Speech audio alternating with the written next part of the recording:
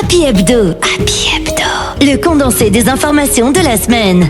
Économie, politique, art et culture, sport, éducation. Le tour de l'actualité nationale et internationale, tous les dimanches à 20h sur Happy TV.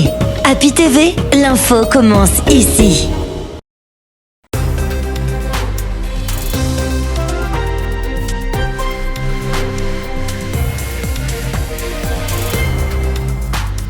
Mesdames et messieurs, bonsoir et bienvenue dans cette rétrospective de l'actualité de la semaine. Au sommaire, l'artiste Guélike Kourimadi a présenté son double album à la presse cette semaine. Vous suivrez les détails dans cette édition d'information. Et puis la journée sans presse a été une réussite sur toute l'étendue du territoire national. Le camarade Sekou Jamal Pendessa, secrétaire général du SPPG, sera là pour dresser le bilan. Le groupe Guico Presse, fidèle à sa volonté constante d'améliorer ses capacités opérationnelles, vient de doter sa filiale Guico Presse BTP d'un impressionnant lot de plus de 400 engins et équipements de pointe dans le cadre de l'exécution de ces travaux. Détails à suivre. C'est tout pour le sommaire. Dans un instant, les détails.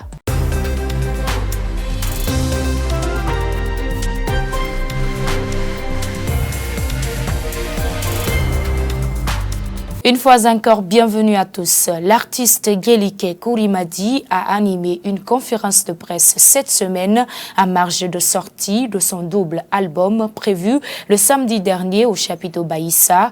Accompagné de plusieurs autres artistes de la musique guinéenne, ce griot a profité de l'instant pour demander à ses fans de répondre massivement à son appel. Suivez.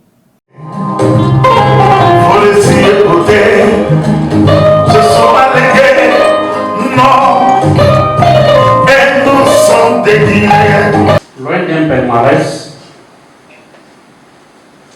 celui-là qui a tété la musique dans le lait, tu as eu la sanction éducative d'un père qui a appartenu à l'ensemble instrumental de Kangan au respect du rituel, qui a toujours tenu compagnie à ses aînés. Obligatoirement, le cours d'une sauce douce dépend des ingrédients qu'on met en union pour donner la bonne sauce. Et c'est l'occasion pour moi de dire d'abord au grand frère que je suis très fier de son parcours, très fier du travail qu'il fait depuis pour faire rayonner la culture guinéenne dans le monde. Et là, il nous ratifie les deux albums qui vont sortir ce 27 au chapiteau. Je commence d'abord à appeler tous les fans de la culture guinéenne de l'accompagner, de venir faire la fête avec Guélike pour que cette fête soit une fête inoubliable. Pour Guélike, qui est mon beau-frère, je vais juste parler juste un peu parce que mon frère Oudi premier vient de dire Guélike, c'est pas parce que c'est un beau, mais c'est un grand artiste, un très bon chanteur qui connaît la musique. Je suis mort et nous sommes déguisés. Je suis belle, non, nous sommes déguisés. Je n'ai rien à dire sauf que le remerciement, remercier les Guinéens, que les Guinéens soient ensemble, l'unité, le progrès, que Dieu bénisse la Guinée et j'invite tous les Guinéens pour venir assister votre Guélike au plateau samedi le 27 au chapiteau pour montrer que toujours il y a l'imprimatisme qui existe. Moi, Guélike, un côté association d'artistes, je suis dedans. Mais je suis griot, je suis des griots, je suis grand des griots, j'ai été dans le sein, côté maternel griot, côté paternel griot. Mon père c'était un grand choriste. Il y a des instruments Kora, Guélike, famille Kora, et le balafon, et le tamani. C'est pour cela que je suis naturel, et je reste toujours naturel dans la tradition. Ce que je vais vous dire, afin de maîtriser la littérature française, américaine, quoi, il faut te maîtriser d'abord. Quand tu connais ton historique, tu peux connaître les autres. Kamali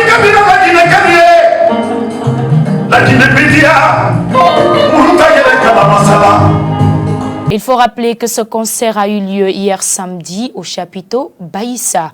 Malgré le faible moyen investi pour la promotion de la culture guinéenne, l'industrie musicale fait du chemin de la vie des promoteurs culturels. Il suffit juste d'avoir un accompagnement digne de nom pour que la musique soit au sommet de la pyramide. C'est un reportage de Mohamed Saliou Bangora. L'industrie musicale guinéenne se professionnalise et impacte progressivement l'humanité. C'est du moins l'avis des professionnels de la musique guinéenne. Et l'industrie musicale aujourd'hui en Guinée, je pense bien que ça évolue bien sur tous les plans. Il y a les bonnes réalisations qui sont là, il y a les bons artistes et je pense qu'on a besoin des petits financements encore parce que quand tu entends une musique, c'est l'argent. La musique, c'est le financement. Et donc, du coup, on a besoin vraiment de personnes qui peuvent s'impliquer pour l'émancipation de cette culture. Parce que quand tu entends une nation, c'est la culture, c'est sa culture, que ce soit la musique, que ce soit d'autres fonctions et tout. Et je pense qu'on pourra faire de belles choses dans l'avenir, Inch'Allah.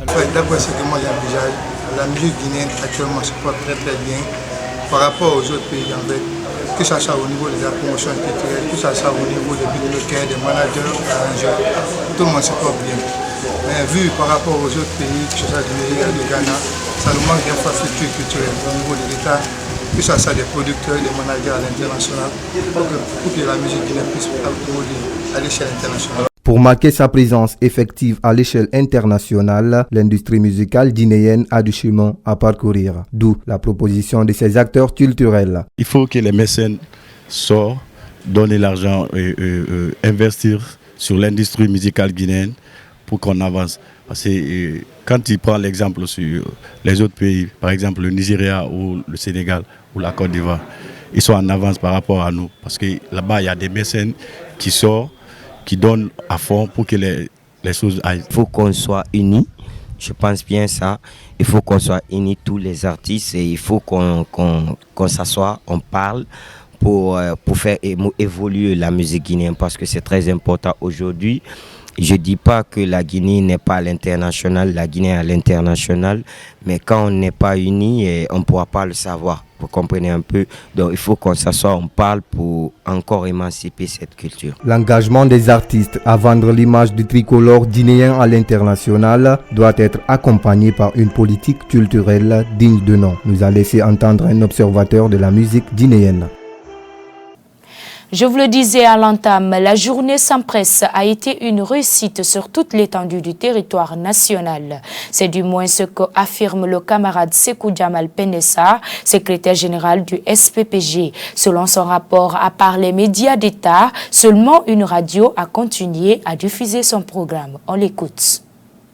Pour le bilan de la journée d'hier, il faut retenir que ça a été un succès total. C'est une satisfaction totale pour nous les organisateurs et pour toute la corporation. Nous allons faire le bilan à deux niveaux. D'abord l'intérieur du pays et puis Conakry. À l'intérieur du pays, pour nous faire l'économie du temps, retenez que dans toutes les régions et préfectures, il n'y a qu'une seule radio privée qui n'avait pas éteint ses émetteurs. Donc cela veut dire que c'était une réussite à 99,99%. On ne peut même pas ressentir l'effet de cette radio parce qu'elle n'est pas bien connue. Moi, je ne retiens même pas son nom, c'est dans le rapport remonté par les antennes du SPPG. Peut-être à niveau je pourrais me rappeler de ça.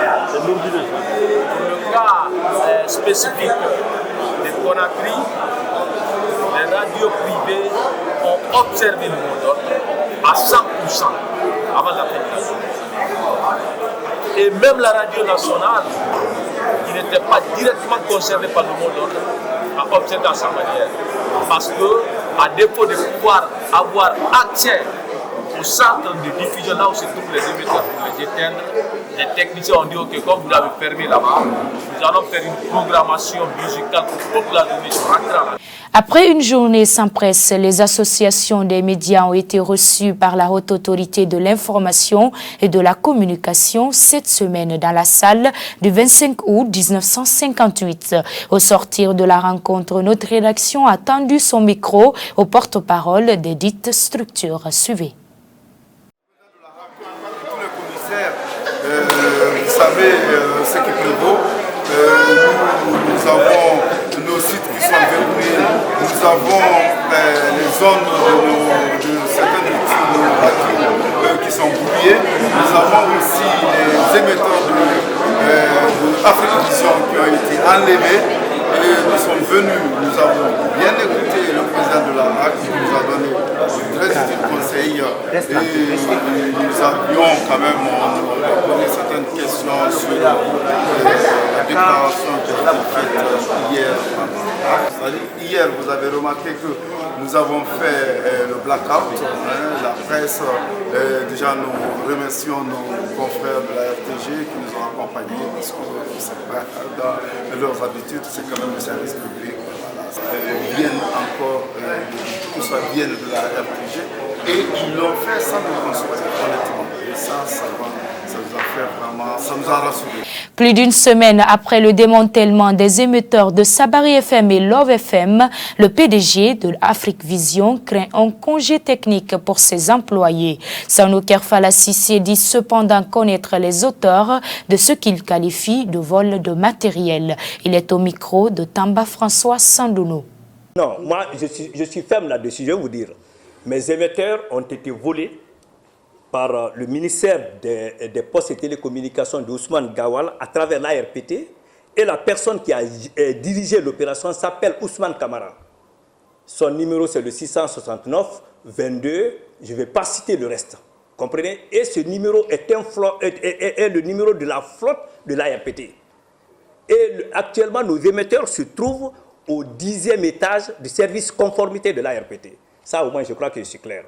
Quand le président Yassine m'appelle, le président de l'Urtelgui m'appelle, est-ce que vous savez c'est où? J'ai dit, mais c'est là, voilà les numéros.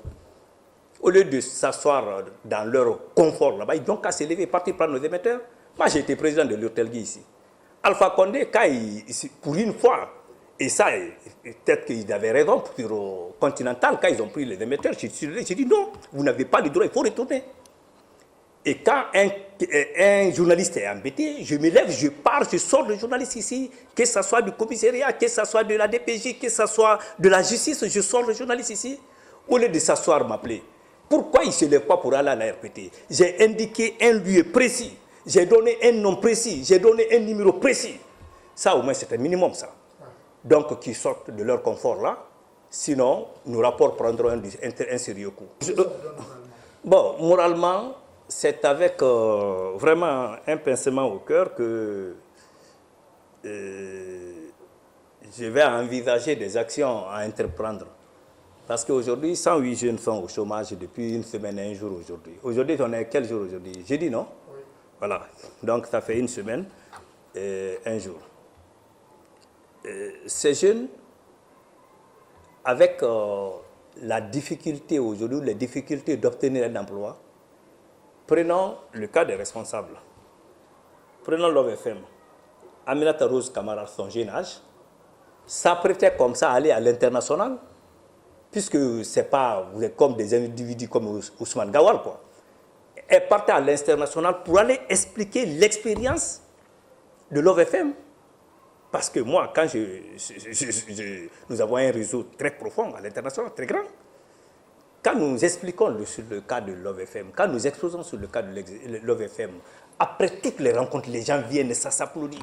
Mais attendez, comment tu as réussi à mettre une quarantaine de femmes qui travaillent de la planton à la directrice générale, tout le monde est femme, comment tu as réussi cet exploit? Donc, elle est invitée aux différentes rencontres maintenant pour aller expliquer l'expérience de Love FM.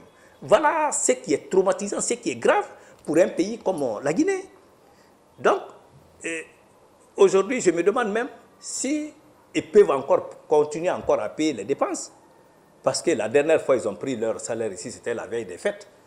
Et ça, tout le monde connaît non seulement l'étroitesse des salaires ou la petitesse des salaires en République de Guinée.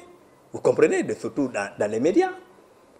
Et je ne sais pas comment ils sont en train de faire aujourd'hui pour gagner leur vie, parce qu'à la fin du mois, là, si rien n'est fait jusqu'à demain, je ne crois pas s'ils pourront être payés.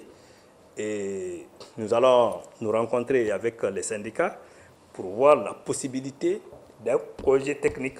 Et pendant ce temps, qui va s'occuper des 108 jeunes? Vous voulez faire des 108 jeunes là des Mathias?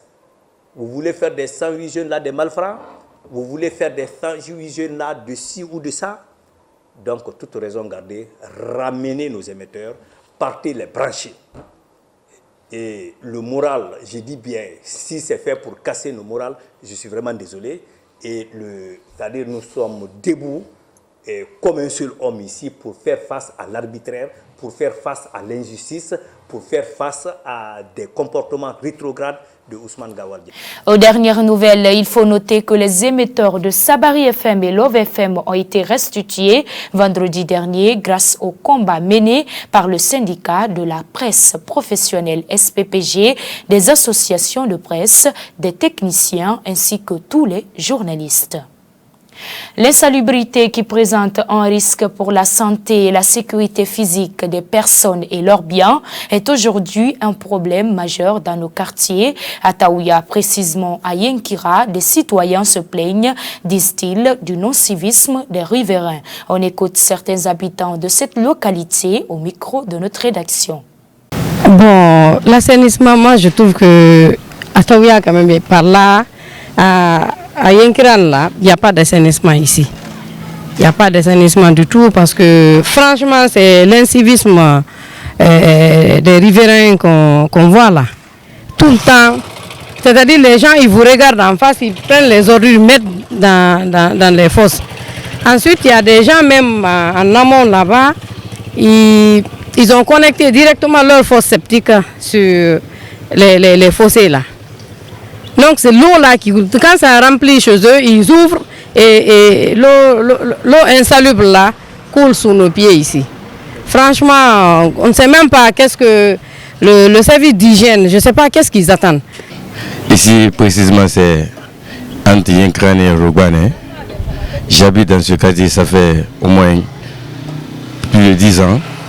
Mais nous avons remarqué que les fosses qui se trouvent vraiment dans le quartier, il y a plusieurs personnes qui n'ont pas, devant chez eux d'abord, ils n'ont pas de poubelle chez eux, parce que s'il y avait des poubelles devant chaque cour, au moins, les gens pouvaient mettre les ordures dans ces poubelles-là. Mais malheureusement, il n'y a pas assez de poubelles qui sont reliées dans chaque devanture, et les gens aussi ne sont pas abonnés parce qu'ils refusent catégoriquement de s'abonner. Donc, vraiment, c'est un manque de civisme. Et nous prions que l'État essaye de voir aussi ces cas pareils-là.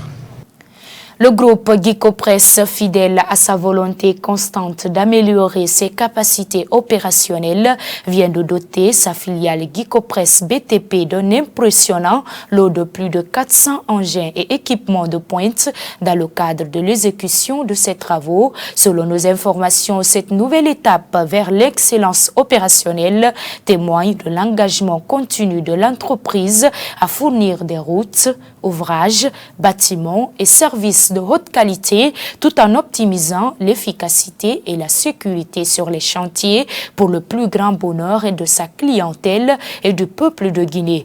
Entreprise citoyenne Guicopress BTP en partenariat avec Guiter SA et BGEC SA répondent ainsi à sa volonté du gouvernement du CNRD dans le cadre des projets prioritaires afin de doter notre pays d'infrastructures modernes. Tenue hier samedi de la deuxième journée sportive citoyenne à l'esplanade du Palais du Peuple de Conakry. Cette journée qui a pour objectif principal mettre les conseillers du CNT dans une situation sportive a été initiée par Dr Dansa Kroma. Nous vous invitons à suivre quelques réactions au micro de notre équipe de reportage déployée sur place. Merci. Le bien fondé, c'est le sport. Le bien fondé du sport que vous connaissez pour la santé. Et nous travaillons énormément. Nous sommes l'institution qui est en charge du réel travail pendant cette transition. Après un mois de travail, nous avons décidé, l'idée d'ailleurs du président Dr Dansa Kourouma, je l'appelle souvent le laboratoire d'idées, qui dit que chaque dernier samedi du mois, on attend de personnaliser cela, chaque dernier samedi du mois, qu'on se retrouve sur le terrain de sport. Donc vous connaissez le bien fondé du sport pour la santé, pour la forme, pour le dynamisme que ça donne au travail. Donc c'est pour ça que nous sommes là aujourd'hui. 1 semaine, 2 semaines, 3 semaines, 4 semaines de travaux intenses au CNT. Surtout maintenant que nous sommes dans le travail colossal sur le débat d'orientation constitutionnelle.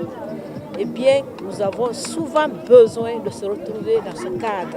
Aujourd'hui, c'est Madame Bangoura, la vice-présidente de CNT, nous a invités. Vraiment, j'ai vu que c'était très bonne initiative. Et puis, vraiment, pour rester dans la bonne santé, donc on a besoin de 3 choses. On doit bien se reposer, on doit bien consommer la nourriture et puis aussi on doit faire du sport. Vraiment, c'est faire du sport pour la santé, c'est très bon. Et puis vraiment féliciter conseiller national de la transition qui est organisé pour vraiment le peuple guinéen. Vraiment félicitations. Voilà, on a donc décidé d'offrir cette opportunité au CNT, n'est-ce pas? Le CNT a décidé plutôt de créer ces conditions pour que, parallèlement au sport qu'ils vont faire, la journée sportive et citoyenne, qu'on puisse faire vérifier les cas de diabète et d'hypertension artérielle, pour permettre de savoir à quel niveau nous nous trouvons et comment est-ce qu'ils peuvent contribuer à la lutte contre ces fléaux. Les cas du diabète, et pour les cas qui ont été trouvés diabétiques et hypertendus, on leur a fait des prescriptions. Et c'est souvent, vous voyez, il y a 4 catégories de personnes qui viennent à l'enrôlement. Il y a ceux qui se connaissent déjà diabétiques, qui viennent pour vérifier. Il y a ceux pour lesquels on découvre pour la première fois. Et il y a d'autres qui n'ont pas du tout de diabète, n'est-ce pas? Mais par le fait qu'on les ait examinés, leur tension a pris une certaine hauteur. Donc on les considère comme des cas d'hypertension modérée, mais que nous allons suivre après. Et la 4e catégorie, c'est ceux qui ne présentent aucun de ces signes. Par ailleurs, tous les acteurs culturels et sportifs seront écoutés au CNT à l'occasion du débat d'orientation de la nouvelle constitution en cours. La nouvelle a été donnée par Mme Meïmouna Yombuno, vice-présidente de la dite institution. On l'écoute au micro de Rapid TV. Nous avons ouvert les portes à toutes les corporations du pays, tous les acteurs, toutes les entités sont là. Eh bien, tous ceux qui sont les spécialistes du sport sont là, seront écoutés. Nous n'allons rien laisser pour compte. Tout sera pris au sérieux parce que nous sommes un pays de culture, un pays de sport, un pays de multitude comment on appelle, culturelle. Donc nous sommes une institution ouverte et le sport, comme vous le savez, je l'ai dit tantôt, le bien fondé du sport. Le sport permet d'être en bonne santé. Page noire dans cette édition d'information, Elhadj Hamidou Bangoura a tiré sa révérence cette semaine au CHU de Donka des suites de maladies. L'illustre disparu était jusque-là le directeur artistique des célèbres ballets africains de Guinée et commandeur des officiers de l'Ordre national de mérite. Suite à ce décès, un hommage dû à son rang lui a été organisé par le ministère de la Culture mercredi dernier au chapiteau Baïssa, suivi de son enterrement au cimetière de Tougouondi. Que l'âme de notre cher regretté repose en paix. Amin.